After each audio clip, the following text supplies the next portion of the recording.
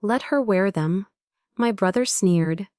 It's all she has besides the nightmares and other people's blood.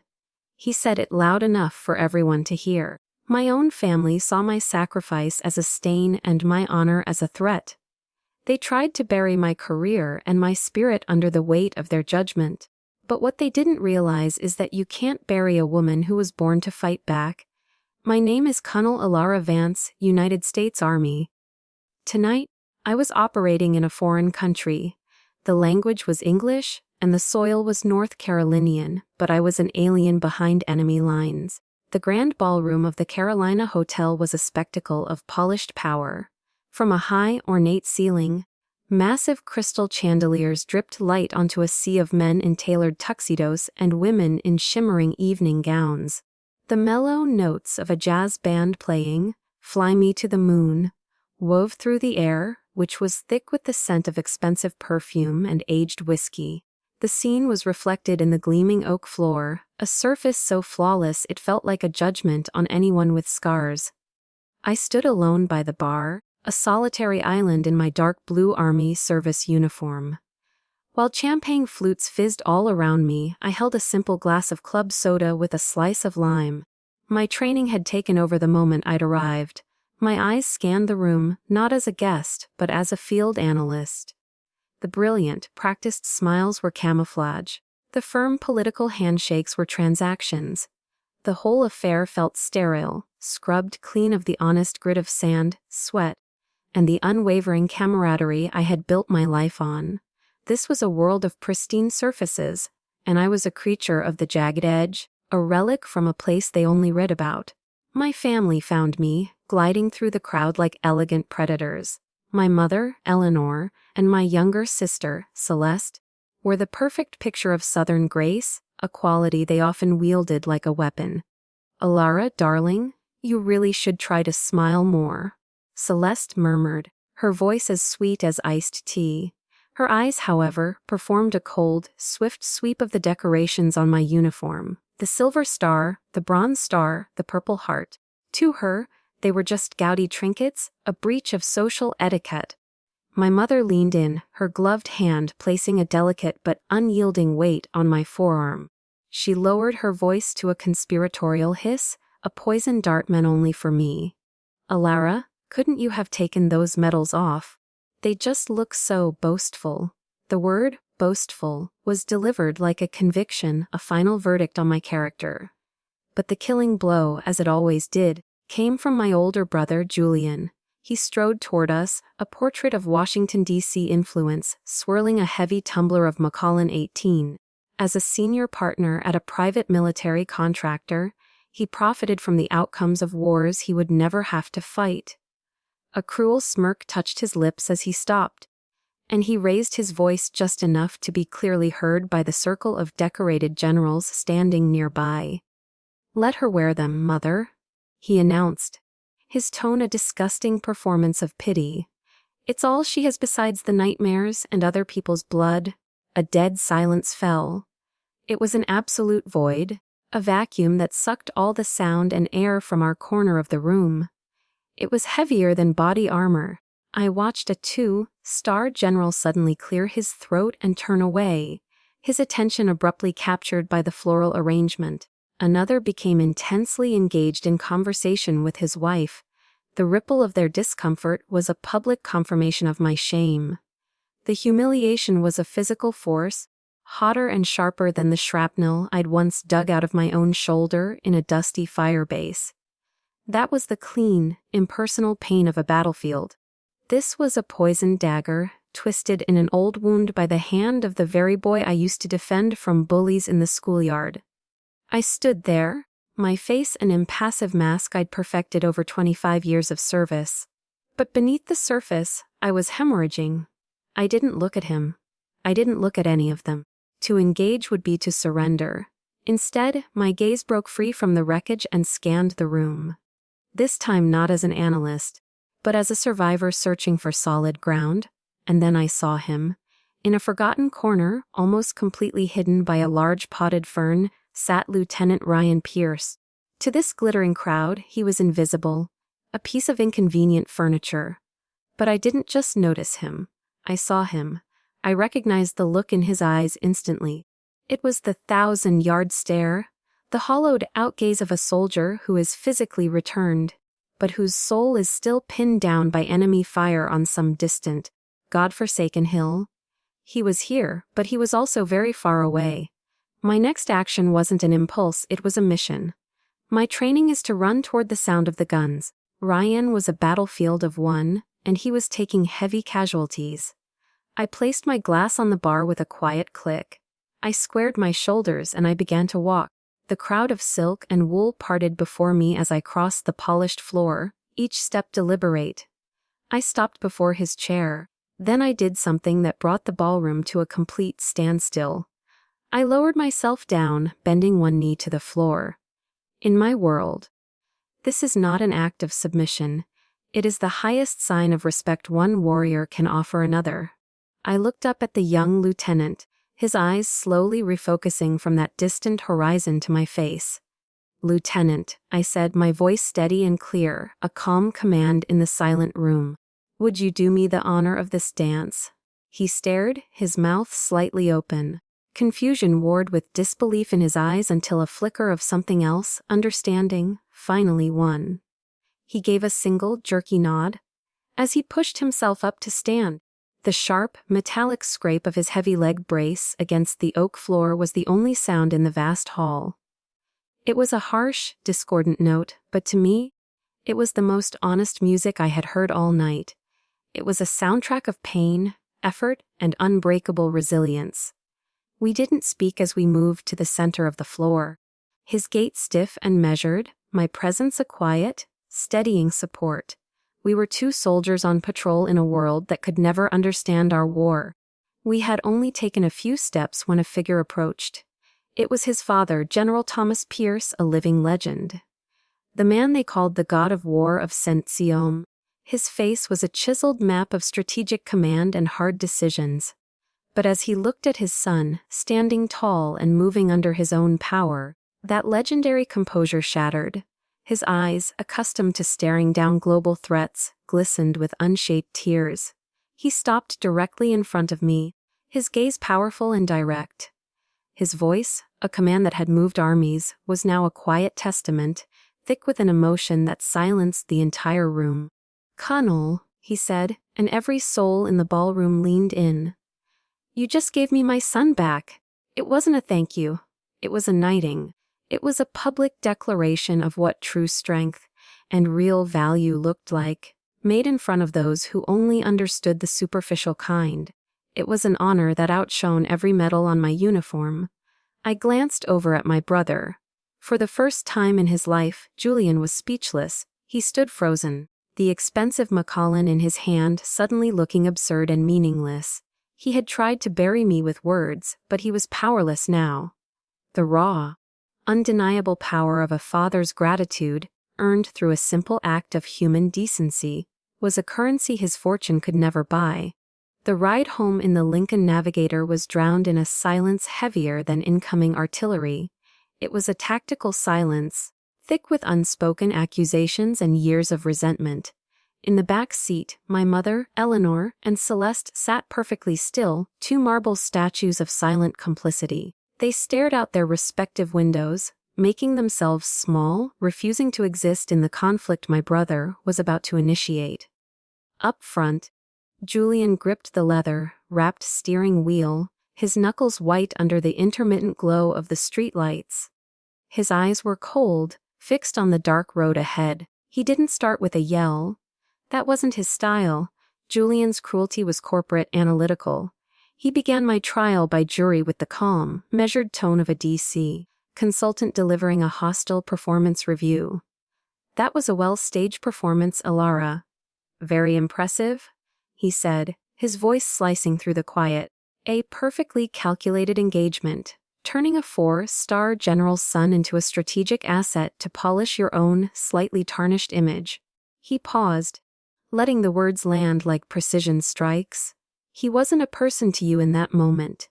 He was leverage, a tool. Each word was a scalpel, expertly dissecting my act of human connection and laying it out as a grotesque, self-serving conspiracy. He knew my deepest fear was not being seen as a hero, but being seen as a fraud. He was targeting the very core of my identity, the part of me that lived and breathed for others, and painting it as a manipulative lie. I stared straight ahead, focusing on the rhythmic sweep of the windshield wipers against the light drizzle. I said nothing. Silence was my only armor. He took my silence as an invitation to press his attack. My world, Alara, the one that pays for this house and your comfortable life when you're not playing soldier, operates on compliance and results, not on sentimental, impulsive gestures. You've always thought you were the exception to the rules. That's what makes you so dangerous. The word hit me like a physical blow, compliance. It wasn't his word, it was my ghost. And with it, the hermetically sealed cabin of the Lincoln Navigator dissolved around me. The smell of leather and air freshener was replaced by the acrid stench of cordite and hot red dust. I was no longer on a paved road in North Carolina. I was back in the Sahel. The sun was a merciless hammer. The air was a thick blanket of dust and flies. I was kneeling, my hands deep inside the shredded torso of a boy no older than 10. His name was I never learned his name. He was the son of a crucial local informant, and he'd been caught in the shrapnel of an IED meant for us. Dark, precious blood was soaking through my gloves, slick and warm against my skin. It was a river I couldn't stop. I was packing the wound, my mind a frantic race against the clock, trying every technique I knew. Then the voice came through my earpiece, tiny and devoid of all emotion. A voice from another world, a clean world of maps and strategies. All units, all units. This is command, we are Oscar Mike. Mission is priority. I repeat, all units are to withdraw immediately. Withdraw. The word was an obscenity. My hands were literally holding this child's life together. I looked down past my own blood-soaked fingers and into the boy's wide, terrified eyes. They weren't the eyes of an asset. They were the eyes of a son, a child who wanted his mother. They were a silent, desperate plea. My hands, the hands of a surgeon, refused to let go. My oath, my very soul, screamed at me to stay. But I was a soldier, and a soldier's first duty is to the mission. A soldier's foundation is compliance, so I complied. I pulled my hands away. I left him there in the dust. I followed the order. That failure wasn't a tactical error. It was a wound on my soul, a moral injury. The ghost of that boy with his wide, pleading eyes was the one I could never save. It was my greatest failure, not as a soldier, but as a healer.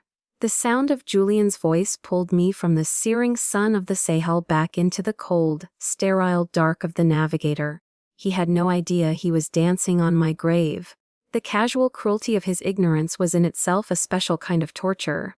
You see, you think with your heart, he continued, his tone dripping with disdain. It's a liability. It makes you unpredictable.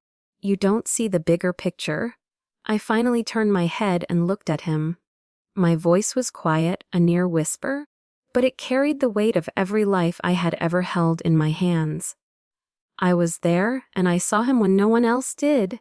My calmness, my refusal to break, seemed to enrage him more than any argument could have. He gripped the wheel tighter, his jaw clenched. The mask of the cool consultant slipped, revealing the furious, insecure man beneath. You'll learn soon enough that being a hero comes with a price. He spat, the threat now naked and ugly. There are people in the Pentagon, Alara, people who sign the checks, and they don't like loose cannons. They don't like messy stories. The car slowed, pulling into the familiar driveway of our childhood home. The trial was over. The verdict was in. He had found me guilty. The Navigator came to a stop. I didn't wait for him to turn off the engine. I opened my door and stepped out into the cool, damp night air. I didn't look back. I didn't say goodbye. There was nothing left to say to the ghosts in that car. As the red taillights disappeared down the street, I stood there on the wet pavement, the silence of the night wrapping around me. Julian thought he had put me in my place. He thought he had reminded me of the rules, of the importance of compliance, but all he had done was remind me of the cost of it. He had thrown a ghost from my past in my face, trying to create a new one. But he had failed. Have you ever had a moment like that? A moment where someone's words, meant to tear you down, accidentally handed you the very reason you needed to fight back. Standing there, I made a silent vow. I would not be silenced. I would not comply with their narrative. He had started a war of whispers and shadows, and he was about to find out that in the shadows, I was home. A campaign of whispers and shadows. Julian's war didn't begin with a declaration. It began with whispers. His attack wasn't a frontal assault.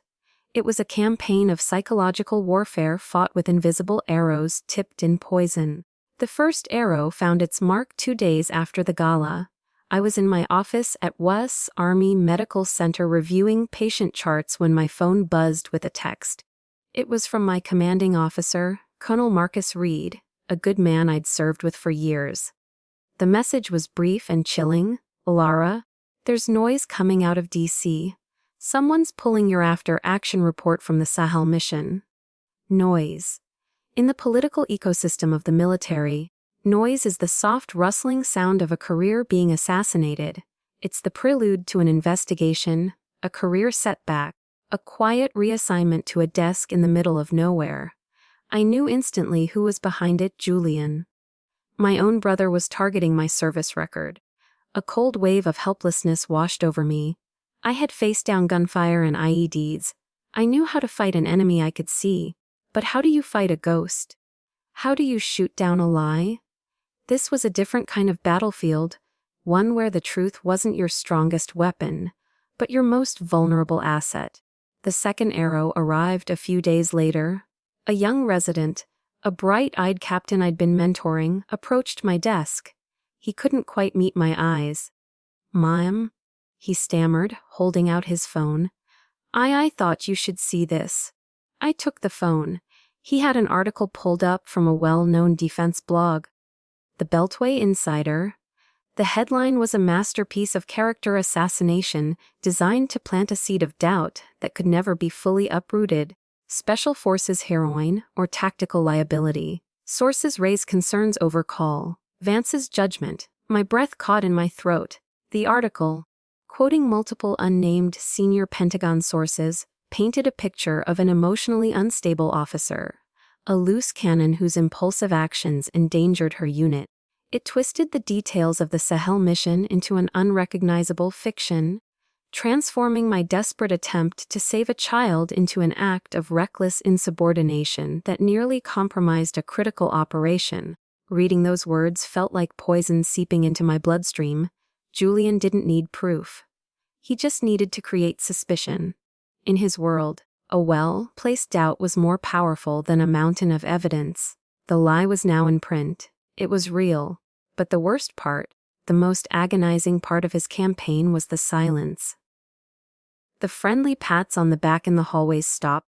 The casual invitations to grab coffee to discuss a difficult case dried up. My colleagues, men and women I had shared holidays and hardships with, now averted their eyes when I passed. Their conversations would drop to a murmur. I wasn't being court-martialed, but I was being exiled. I wasn't confined by barbed wire, but by the impenetrable walls of suspicion. The isolation was most acute in the mess hall. I'd take my tray of food and sit at an empty table, acutely aware of the sideways glances from the younger soldiers. I could see them whispering, looking down at their phones, no doubt reading the article that was making the rounds. I understood. They weren't malicious. They were just soldiers trained to be wary of any perceived weakness in the chain of command. They were casualties of Julian's information war.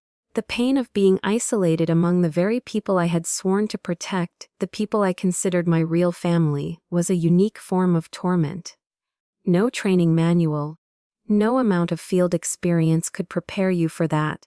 I remember sitting there one afternoon pushing green beans around my plate when a line from a Bible verse I hadn't thought of in years floated into my mind. "Blessed are those who are persecuted for righteousness' sake." I'm not a religious woman, but the words didn't feel like a religious comfort. They felt like a confirmation, a validation of the lonely, brutal path you walk when you choose to do the right thing in a world that often rewards the wrong one. It was in the depths of that isolation that the counter-offensive began, not with a bang, but with the quiet arrival of an envelope. It wasn't a standard inter-office memo. It was a heavy, cream-colored envelope delivered by special courier to my office. The return address was from the headquarters of the United States Special Operations Command. SCOM. My heart hammered against my ribs as I slid it open with a letter opener. It wasn't a summons. It wasn't a reprimand. It was a letter typed on the personal letterhead of General Thomas Pierce. But the message itself was handwritten in strong, confident ink. Colonel Vance. It began, "My young soldiers at the WUC Rehabilitation Center need to hear your story. Not the story circulating in the press, but the one I saw with my own 2 eyes. The one about what it truly means to leave no one behind. The honor of your presence is requested at your earliest convenience. Your voice is needed. Sincerely, T. Pierce." I read the letter 3 times, my hands trembling slightly. This wasn't just an invitation. It was a lifeline. It was a weapon. In the middle of Julian's storm of whispers and lies, the most powerful man in my world had just handed me a shield. He was offering me a platform, a chance to fight back, not by denying the lie, but by speaking my own truth. It was a testament, a piece of concrete evidence that even in the deepest darkness, there are those who still see the light. I held the heavy paper in my hand, the embossed seal of the command cool against my fingertips. My brother had tried to make me a pariah. He had tried to isolate me and define me by his version of events. But this letter, this single piece of paper, was a direct order from Olympus. It was a command to fight, and a good soldier always obeys a command. The new battleground. I accepted General Pierce's invitation the next morning, but I knew I couldn't walk into Bubble-Asa armed with nothing but good intentions. Julian had declared a new kind of war, and I needed a new kind of arsenal. My small, tidy office transformed into a tactical operations center. The enemy wasn't a rogue state or a terrorist cell. It was a private military contractor with deep pockets and deeper connections. So, I didn't need guns. I needed information. The whiteboards, usually covered in surgical protocols and staffing schedules, were wiped clean. I began to draw a new battle map.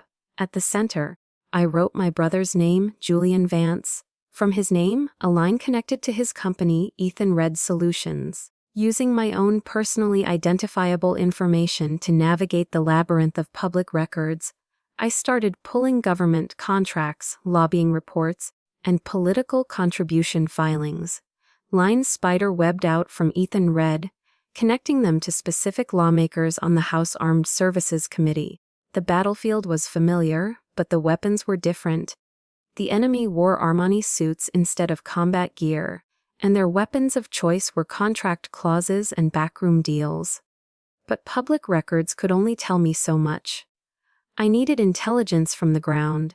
I reactivated a network I hadn't used in years, my old one, the quiet professionals, the former operators who had traded their gear for keyboards, and now worked in the shadows of cybersecurity and private intelligence. My first call was to a man I only knew as Ghost. He was a legendary Green Beret comm sergeant who was now a formidable gray hat hacker, the kind of person who could walk through digital walls without leaving a footprint.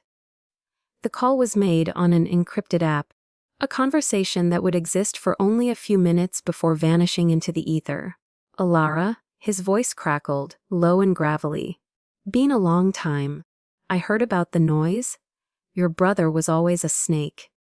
Thinks war is just an Excel spreadsheet. I need to know what he's planning, Ghost," I said, cutting to the chase. "What's Ethan Red's angle?" "Give me a few hours," he replied. There was no hesitation. In our world, you don't ask why, you just execute. Through Ghost and a few other discreet calls, a disturbing picture began to emerge. Ethan Red Solutions was aggressively lobbying Congress to privatize entire sections of battlefield medical care. Their pitch was built on cold, corporate logic. Military-run units were not cost-effective and were difficult to control from a policy standpoint. They argued that private contractors could do the job cheaper and with more flexibility. Suddenly, it all made sense. I wasn't just a personal target born of sibling rivalry. I was a symbol. I was Colonel Ilara Vance, a decorated Special Forces combat surgeon. My story, my reputation for putting soldiers' lives above all else, was a direct threat to their narrative. To sell their product, they needed to discredit mine. To make their case, they had to destroy me.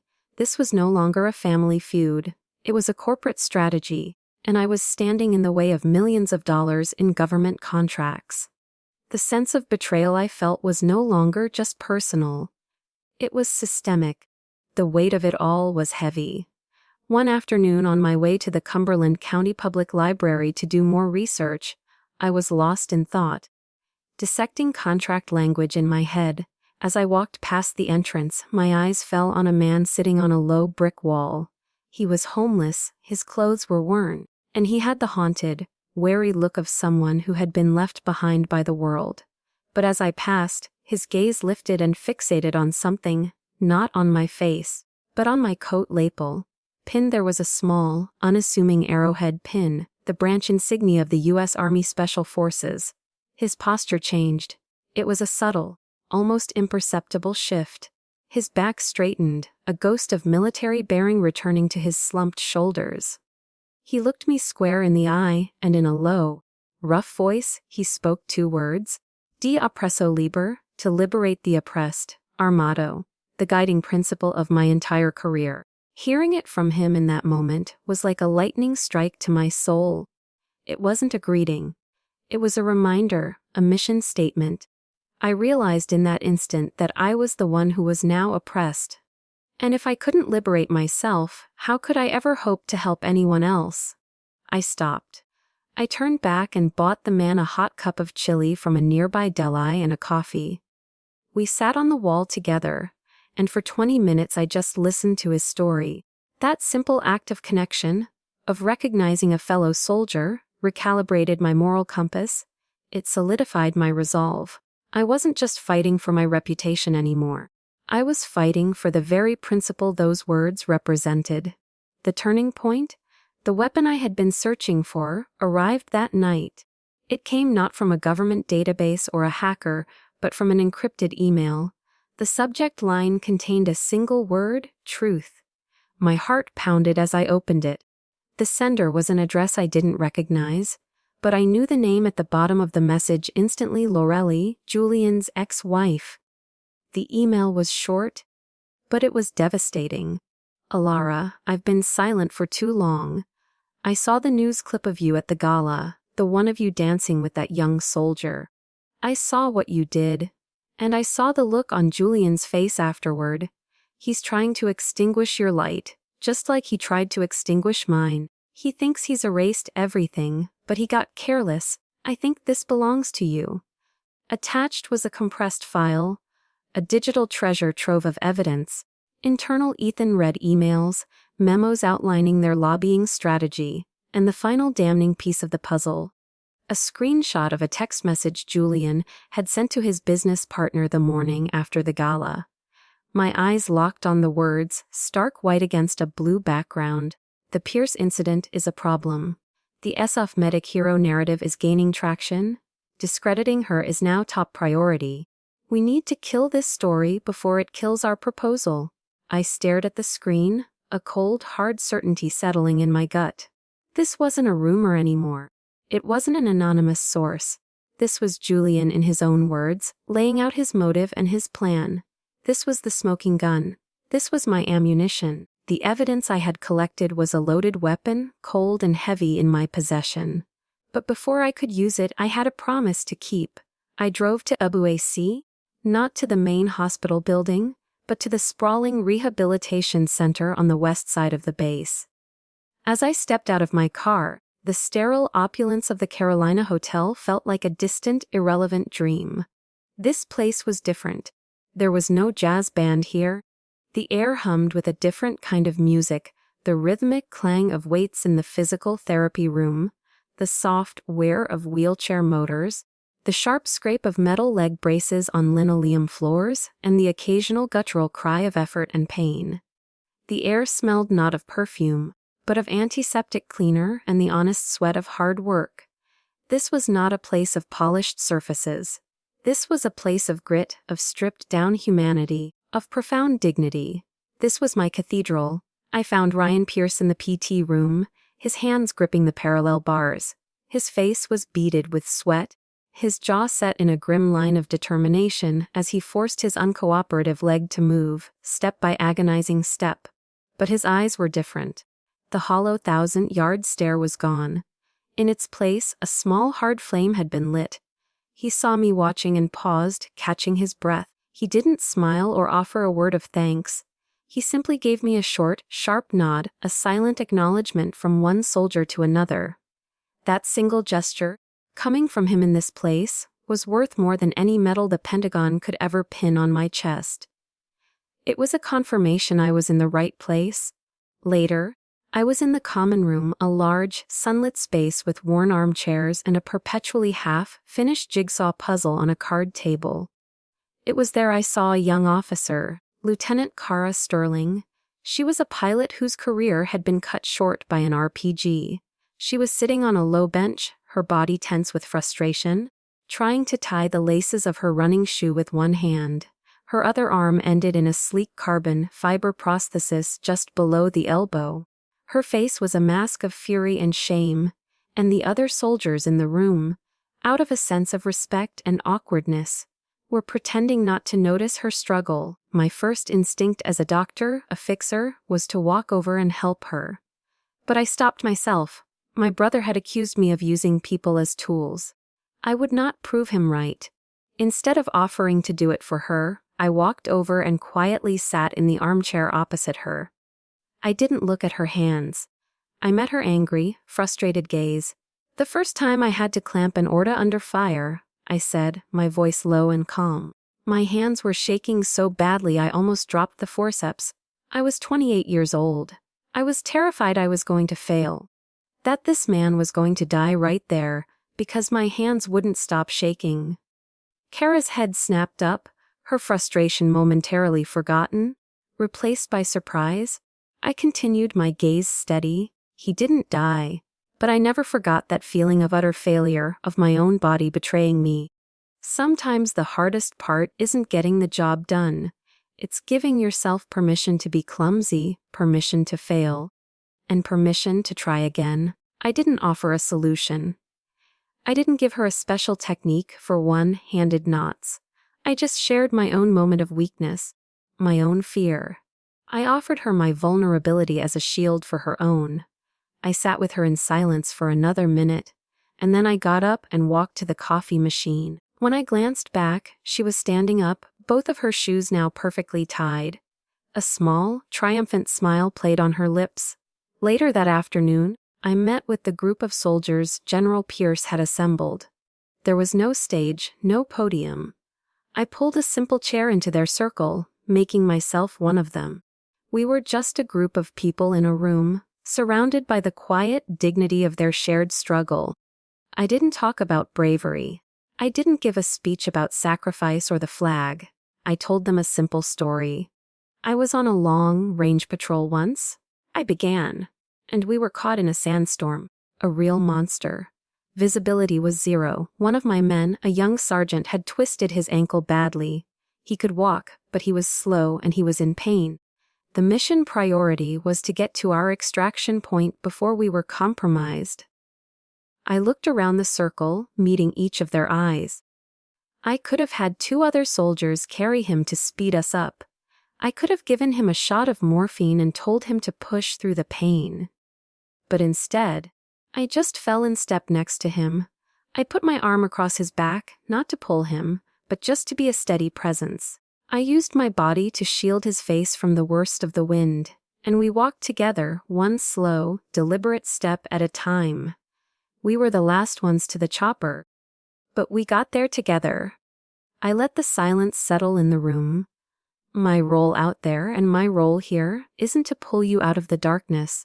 It's not to fix you or to tell you how to heal.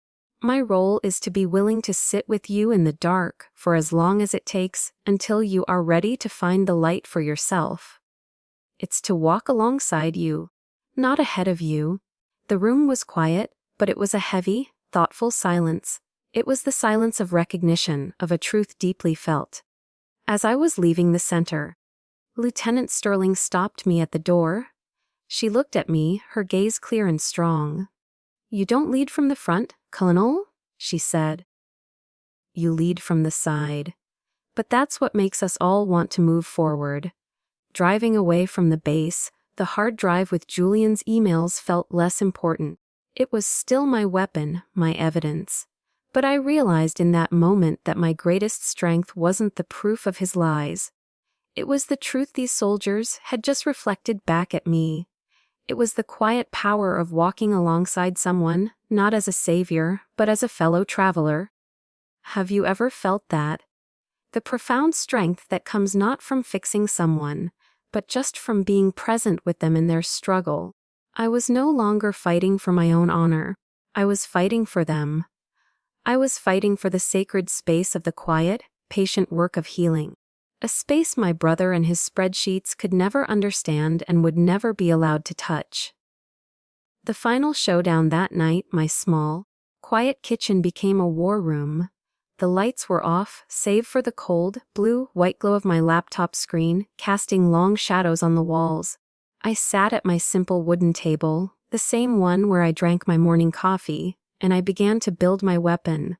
I wasn't writing an after-action report. I was writing an indictment. The document I compiled was not the work of a healer, but of a cold, methodical prosecutor. Every piece of evidence Lorelei had sent me was a bullet, and I was carefully loading them into a legal magazine. Julian's emails, the internal Ethan Red Solutions memos, the lobbying reports I'd pulled myself. Each one was meticulously organized, cross-referenced, and annotated. I created a timeline linking his slanderous campaign against me directly to his company's legislative push in Washington. I cited the specific federal acquisition regulations they had violated, the ethical codes they had trampled. Each word was chosen with surgical precision. There was no emotion, no personal grievance. There was only the undeniable, unshakable truth assembled into a legal weapon so dense it was unbreakable. I was transforming my pain into a formal complaint to the Department of Defense Inspector General. The document was nearly complete. All the files were collated, encrypted, and ready to be attached. But before I launched the missile, I had one final security check to perform. I made one last call to Ghost on the encrypted app. "It's ready," I said, my voice low. "I'm standing by," he replied. "The source of the attachment's ghost is Lorelei. She needs to be a ghost. No trace can lead back to her. I can't have her life ruined because she chose to do the right thing." There was a pause on the other end, and then Ghost's gravelly voice came back, filled with a respect that warmed me more than he could know. "Alara, once that email is sent, I'll scrub the metadata and wipe the path it took from every server between here and the sun. As far as the Dodi is concerned, this file will have arrived like a message from God. She's safe. You have my word." I ended the call. His reassurance was a small comfort, but a vital one. It was a reminder that even in this solitary fight, I was not entirely alone. It reaffirmed a core principle: you protect your assets, and you never, ever burn your sources. Lorelei had trusted me. I would not fail her. I returned to the report. There was one final, crucial piece to add. At the very top of the first page, I typed a single, powerful sentence. It was my shield and my sword. Subject: formal complaint filed under the protections of the Military Whistleblower Protection Act, 10 U.S.C. 1034. That line was more than just legal procedure. It was a declaration of intent. It framed my entire action. I was not a disgruntled sister or a rogue officer. I was a citizen, a soldier acting within the legal framework of the very system I served, fulfilling my duty to expose corruption and misconduct. I was using the rules Julian thought he could manipulate to protect myself and prosecute him. It was an intelligent, strategic move that transformed me from a lone individual into a legally protected whistleblower. I was no longer just Elara Vance. I was now a protected party under United States Code. The report was done. The attachments were loaded. The email was addressed to the anonymous secure server of the Inspector General's office. All that was left to do was click a single button. My hand rested on the mouse, my index finger hovering over the send icon on the screen. For a long, breathless moment, I hesitated. This was the point of no return. A single click of this button would set in motion a chain of events I could not control.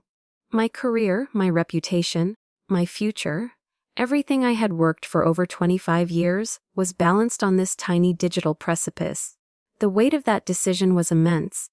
It was the moment before you step out of the helicopter, the deep breath before you breach the door. I closed my eyes. The faces of the soldiers at work appeared in my mind. I saw Ryan, his jaw set in determination as he took a painful step. I saw Kara, her small, triumphant smile after tying her own shoes. I saw the quiet dignity in their eyes, the unspoken trust they had placed in me. I was fighting for them now. For the sacred space of healing that my brother and his soulless corporation wanted to turn into a line item on a budget. My eyes opened. The hesitation was gone. The fear was gone. All that remained was a cold, clear sense of purpose. My finger clicked the mouse, the button depressed. The email vanished from my outbox. Sent. A wave of profound relief washed over me, a feeling of immense weight being lifted from my shoulders. It was done. I had stepped out of the helicopter.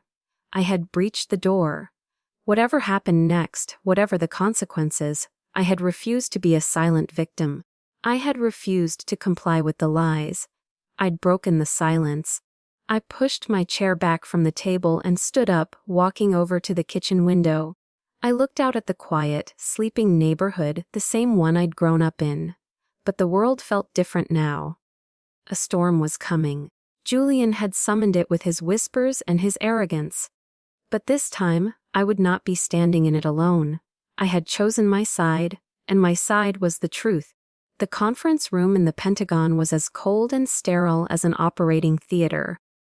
The air was thick with the silent, suffocating pressure of high-stakes politics. I was seated not at the long, polished mahogany table with the review board, but in a single chair set against the wall, like a defendant, not even granted the dignity of a table, an observer, a ghost. From his seat at the main table, my brother Julian was the picture of confidence. He exuded an aura of power, leaning back in his leather chair, exchanging subtle, knowing nods with a few of the generals on the committee, men whose political campaigns his company had generously funded. He believed this was his stage. He believed this was the final act of my public execution. He was radiating victory. He had no idea he had just walked into a perfectly laid ambush. The chairman of the committee, a weathered 3-star general on the verge of retirement, cleared his throat. He began in a dry, bureaucratic monotone. This special review has been convened to address certain concerns that have been raised regarding the after-action report filed by Colonel Elara Vance for her unit's operations in the Sahel region. Designation 7B. Julian allowed himself a small, predatory smile. This was it, the public condemnation, the official end of his troublesome sister. To clarify these concerns, the chairman continued, looking down at his notes. The committee has invited a witness who was present on the ground during the incident in question. The door at the far end of the room opened. A woman in a full-dress uniform stepped inside, her boots making a sharp, decisive sound on the tiled floor. The room fell silent. Julian froze, the color draining from his face. His smile vanished, replaced by a look of pure, unadulterated shock. It was Master Sergeant Isabella Torres, a living legend in the Special Forces community, a woman so tough and so respected they called her Valkyrie. She was an operator whose reputation was so unimpeachable that even Julian, in all his arrogance, wouldn't dare to challenge her word. This wasn't part of his plan. Isabella walked to the table, her back ramrod straight, and stood at attention. She did not look at Julian. She did not look at me. She addressed only the chairman. Master Sergeant Torres, the chairman said, please recount the events of that day. Isabella's testimony was a lesson in military precision. It was clear, concise, and utterly devoid of emotion. She recounted how, under sustained mortar fire, I had calmly stabilized 3 critical casualties simultaneously. She described how, after securing my own men, I had broken cover against protocol to render aid to the wounded local boy. Colonel Vance then remained with the non-combatant casualty until she received a direct, repeated order from command to withdraw, Isabella stated, her voice as hard and clear as granite. She paused, then delivered the final, devastating sentence. The colonel complied with the order, sir, but she refused to comply with indifference. The words hung in the sterile air, a stark indictment of the very notion that my actions were anything but honorable. Before Julian could even begin to process this, another voice cut through the silence. Mr. Chairman, if I may. All eyes turned to General Thomas Pierce, who had been sitting silently at the end of the table. He slowly rose to his feet, and in that moment, he was not just a 4-star general, he was a father. The concerns raised about Colonel Vance's report prompted me to do my own review, he said, his voice a low, powerful rumble that commanded absolute attention. And my review led me to witness Colonel Vance perform an act of battlefield medicine I have never seen before. She managed to bring a soldier all the way home, not in a C-17, not in a flag-draped coffin, but right here on American soil in a ballroom in North Carolina. She saved my son, not from an enemy bullet, but from the darkness that follows. His gaze swept across the room and landed like a physical weight on my brother. Integrity is the bedrock of this uniform, the general declared, his voice rising with cold fury. It is the foundation upon which everything we do is built. When we allow that bedrock to be chipped away by whispers, by political maneuvering, by men who see war as a business opportunity, we have already lost the battle before the first shot is even fired. The air crackled with tension. Julian looked trapped, his face a ghastly shade of white. The chairman nodded slowly at General Pierce, then turned his attention back to his papers. Thank you, General, he said grimly.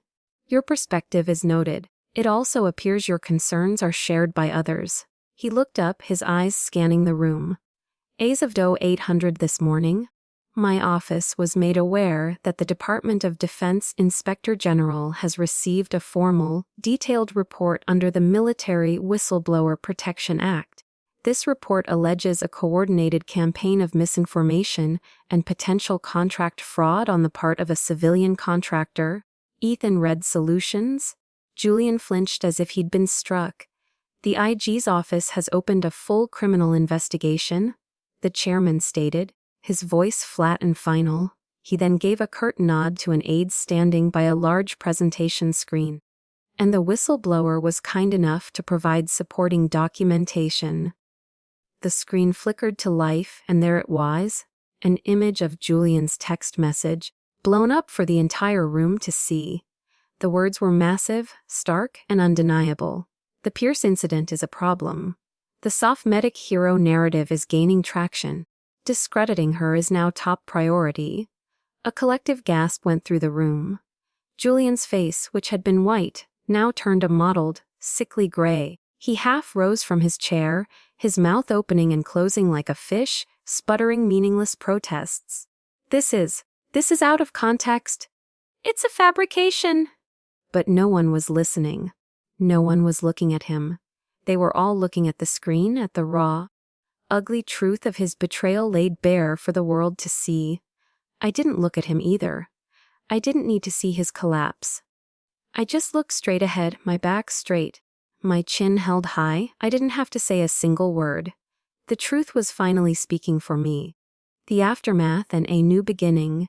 The aftershocks of the Pentagon meeting spread through the military community like wildfire. The story became a cautionary tale whispered in hallways and over secure phone lines.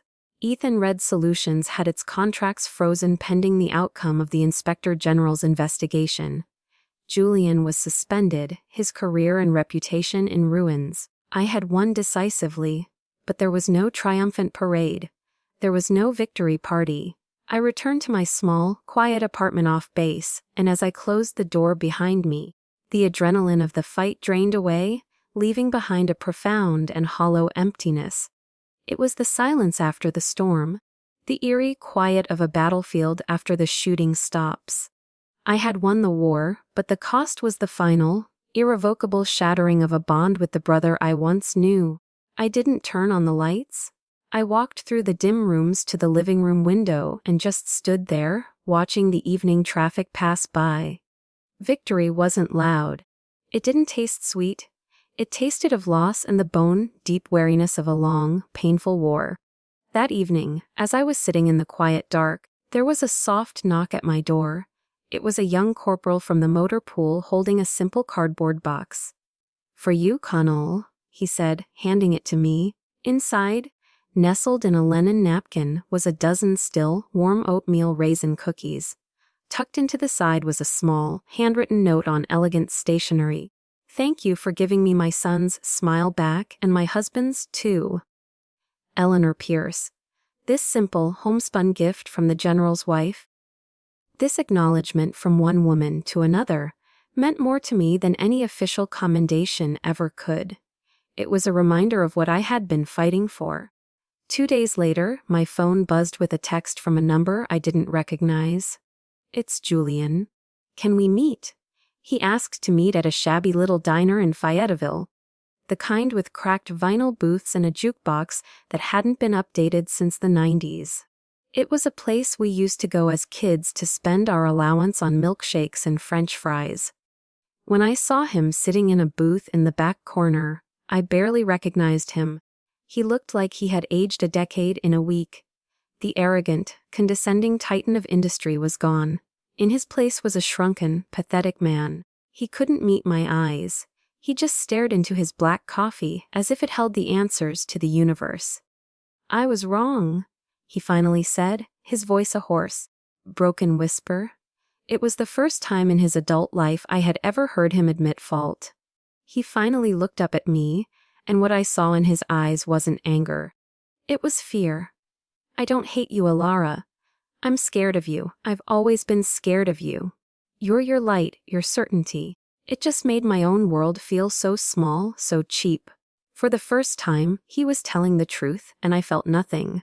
No satisfaction, no triumph, just a deep, profound sadness for this small, insecure man who had spent his entire life choosing to destroy rather than to build simply because he was afraid of being overshadowed. I listened as he rambled on about pressure, about expectations, about the world he lived in. I didn't interrupt. I just let him empty himself of all his poison and his justifications. When he finally fell silent, exhausted, I took a slow sip of my water. "I don't hate you anymore, Julian," I said, and my voice was calm, steady, and devoid of the anger that had fueled me for so long. "But I'm no longer waiting for you to change. I'm done." I looked at him directly, and I delivered the final, liberating sentence. "I forgive you. Not for you, for me. I need peace." That was the moment of my true release. I stood up from the booth, leaving my water untouched. I placed a 10 bill on the table to cover our coffees, and I walked away, leaving him alone with his newfound and utterly useless truth. That night I went into my closet and pulled out a small, cedar-lined wooden box from the top shelf. It was filled with the artifacts of a shared childhood. Faded photographs of 2 kids with gap-toothed grins at the beach. Letters written in a child's messy scrawl from summer camp. A silly medal he had made for me out of a bottle cap and a ribbon. For years, this box had been a source of quiet pain, a reminder of what was lost. I sat with it for a long time, not with anger, but with a gentle, tender sadness. I wrote one last letter, a letter I would never send. It wasn't an accusation, it was a farewell. A letter forgiving the boy in the pictures and saying goodbye to the man he became. I folded it carefully and placed it back in the box on top of all the other memories. Then I carried the box out to the small, barren patch of my backyard. I placed it inside an old metal trash can I used for yard waste. I struck a single match. I watched as the small flame caught the edge of a photograph, the image of us on a tire swing, curling and turning black before disappearing into the fire. The orange light licked at the old letters, consuming the words, turning the memories to ash. I didn't cry. I felt a strange and wonderful lightness spread through my chest, as if a heavy armor I didn't even know I was wearing had just been unstrapped and allowed to fall away. The fire wasn't just burning old paper and photographs. It was burning a lifetime of burdens. The burden of seeking approval from someone who could never give it. The burden of trying to prove my worth. The burden of a ghost I had carried for far too long. When the last flame died down, there was nothing left but a pile of gray ash and a vast, silent, star-filled sky above me. I took a deep, clean breath. The air tasted of freedom. I had finally cut the last cord. I had written my own ending. The Aegis Cross, the awards ceremony, was held in the main auditorium at Dawes. The space was formal and solemn, filled with rows of soldiers in their dress uniforms, their faces a testament to service and sacrifice. There was no champagne here, no string quartet. There was only a profound, shared respect that felt more sacred than any cathedral I had ever entered. I stood on the stage, my back straight, as General Pierce spoke from the podium. "We are here today to present a new special commendation," he began, his voice echoing through the silent hall. The Aegis Cross. In mythology, the Aegis was the shield of the gods, a symbol not of aggression, but of divine protection. This award is not for acts of valor in taking a hill, but for a different, deeper kind of courage. It is for the courage to walk into another's darkness and stand with them, to shield them not from bullets but from despair. His eyes found mine. Colonel Alara Vance has shown this courage. She reminds us that the highest calling of a leader is not to command, but to serve, not to fix, but to heal, not to lead from the front, but to walk alongside. He stepped forward holding the medal. It was a simple, elegant silver cross with a representation of a shield at its center. As he pinned it to my uniform, the weight of it felt immense. But I wasn't thinking of myself. My mind was a world away. I thought of Sergeant Leo Mendez, whose life I had saved in Kandahar. I thought of Specialist Anna Petrov, who I had talked off a ledge one dark night in Germany. I thought of the nameless boy in the Sahel, whose ghost I still carried. This medal didn't belong to me. It belonged to them. It was forged from their pain and their resilience. As I stepped back, my eyes scanned the back of the auditorium, and I saw him, Julian. He was standing alone by the exit, a solitary, diminished figure. For the first time, what I saw in his eyes wasn't anger or arrogance. It was a look of utter, soul-crushing regret. He was a ghost at a feast he could never join. Then he turned and slipped out the door, disappearing without a sound. He was no longer a part of my story. General Pierce returned to the podium. "And now," he announced, a slight smile touching his lips, "we have a few special guest speakers." A hush fell over the audience as Lieutenant Ryan Pierce walked onto the stage. He moved slowly, deliberately, his leg braces a quiet, metallic testament to his journey. He wasn't using a wheelchair. He wasn't using a cane. He walked on his own. He stood at the podium.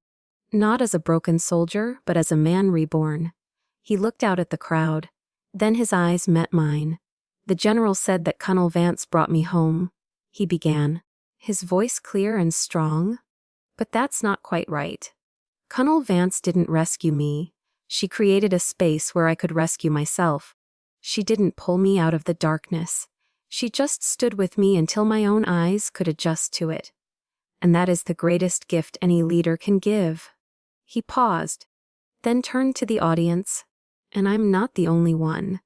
I'd like to invite a few others to share their stories." My heart stopped. This wasn't part of the program. One by one, soldiers I recognized from the rehab center, from my quiet talk in the common room, began to rise from their seats and make their way to the stage. It was an unrehearsed, unscripted, and utterly breathtaking moment. First came Lieutenant Cara Sterling. She walked up to the microphone and, with a confidence that radiated through the hall, held up her carbon fiber prosthetic hand. "Colonel Vance taught me that strength isn't about what we've lost," she said, her voice unwavering. "It's about how we learn to grip what we have left." She didn't see a broken pilot. She saw a warrior who just needed to learn a new way to fly. Next came a grizzled sergeant first class from the 82nd Airborne, a man known for his legendary toughness. His voice was thick with emotion as he spoke. "For 3 years, I didn't sleep more than 2 hours a night. The nightmares? They were relentless. After one conversation with the colonel, just one, I slept through the night. She didn't give me pills. She didn't give me advice. She just listened. She gave me peace." Story after story unfolded. A young private who had relearned to trust. A captain who had found the courage to speak to his family about his PTSD. These raw, honest testimonials were more powerful than any official citation. They were transforming this formal military ceremony into a collective session of healing. A testament to the quiet, patient work that happens far from the battlefield. My legacy wasn't this silver medal on my chest. It was the small, bright flames of hope I could see burning in the eyes of these soldiers. They were my living, breathing medals of honor. When the last soldier had spoken, Ryan stepped back to the podium. He looked directly at me and, for the very first time, a wide, brilliant, and genuine smile spread across his face. The darkness was gone. "Colonel Vance," he said, his voice ringing with a newfound joy. "Tonight, would you do me the honor of a dance again?" A wave of thunderous applause and joyous laughter erupted through the auditorium. The formality of the ceremony dissolved in an instant, replaced by a pure, unadulterated celebration. But I knew this wasn't just an invitation for me. It was an invitation for everyone in that room. An invitation to celebrate not just survival, but life. An invitation to acknowledge the wounds, but to dance with the scars. It was the beginning of the most perfect ending. An ending not written by the Pentagon, not decreed by a committee, but created by the very people whose lives I'd been so privileged to touch. The dance of the survivors, the formal ceremony concluded, but no one left. It was as if the final thunderous applause had broken a spell, releasing everyone from the stiff confines of military protocol. Someone, a young sergeant with a mischievous grin, wheeled a large portable speaker out onto the grassy courtyard behind the Malay Center. The warm, yellow light from the building's windows spilled out onto the lawn, creating a makeshift ballroom under the stars. There was no polite jazz music this time. A moment later, the iconic, rebellious opening riff of Bruce Springsteen's "Born to Run" ripped through the quiet evening air. A spontaneous cheer went up from the crowd. The party had begun. There were no formal invitations, no rigid etiquette. There was only the raw, driving energy of the music and a community of people learning how to live again. I saw General Pierce take off his decorated uniform jacket, toss it over a chair, and roll up his sleeves. He was laughing, truly laughing, sharing a story with a group of young soldiers who now saw him not as a general, but as a fellow traveler. This was a different kind of army, an army of survivors. And then they began to dance. It was the most beautifully imperfect dance I had ever witnessed. It was awkward and clumsy and breathtakingly real. Ryan, his leg braces no longer a mark of weakness, but a part of his strength, was dancing with Kara. She held one arm around his shoulder, her carbon fiber hand resting confidently on his back, and they were both laughing, a pure, uninhibited sound of joy. Soldiers in wheelchairs were spinning their chairs in time with the beat, their faces alight with a freedom no physical limitation could ever contain. A young woman with deep scars on her face was dancing with her eyes closed, a serene smile on her lips, lost in the music. Each movement, each awkward step, each joyful spin was a declaration of defiance. It was a testament to their resilience. They weren't hiding their wounds. They were dancing with them. This was not a dance of perfection or grace. It was a dance of acceptance, a celebration of the jagged, beautiful, and unbreakable human spirit. I stood on the edge of the light, just watching, and a sense of peace so profound and so complete washed over me that it felt like coming home for the first time. This was my family. This was my tribe. From the corner of my eye, I saw a flicker of movement in the shadows beyond the courtyard light. It was Julian. He stood there for a long moment, a ghost at the edge of a world he could never enter, watching the joyful, messy celebration. He watched the people he had dismissed as broken, as liabilities, find a strength and a joy he would never know. Then, as quietly as he had appeared, he turned and melted back into the darkness. This time, his departure left no void, no anger, no sadness. I was free. I no longer needed the approval of my brother, my mother, or anyone else. My family was right here in this circle of light, dancing with their own ghosts and winning. Julian's disappearance was not a loss. It was merely the fading of a memory that was no longer necessary. Ryan made his way over to me, his limp now a steady, rhythmic part of his gait. He was holding 2 plastic cups of fruit punch. "Tonight, Conal," he said, his voice filled with a quiet, heartfelt gratitude. "We're all dancing for you." I looked at him, at the genuine warmth in his eyes, and then at the swirling, joyful chaos behind him. A true, real smile, the first one that reached all the way to my soul, spread across my face. I gently shook my head. "No, Lieutenant," I said, my voice soft but certain. I took one of the cups from his hand. "Tonight, we dance for us." In that moment, I understood. True leadership isn't about pulling people behind you. It isn't about standing in front and issuing commands. It's about having the courage to join the dance.